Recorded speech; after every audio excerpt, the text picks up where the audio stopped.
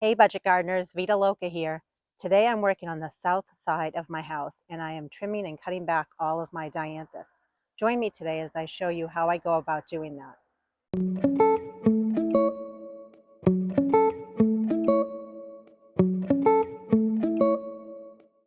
This specific garden really needs a lot of work when it comes to weeding in the springtime.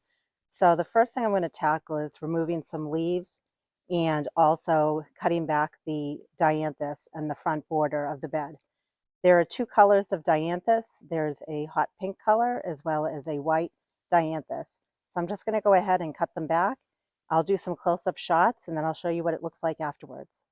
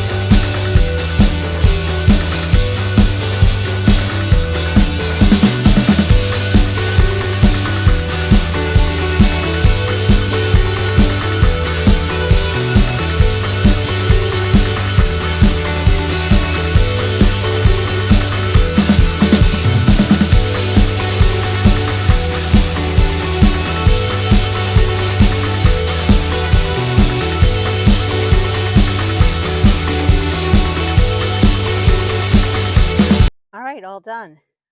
It looks great. And a few things that I want to mention. I do plan on fertilizing all my perennials with 10-10-10.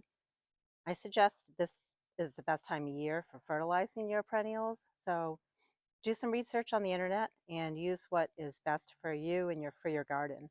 I just have some 10-10-10 left over from last year, so I am going to put that around some of my perennials, including the Dianthus.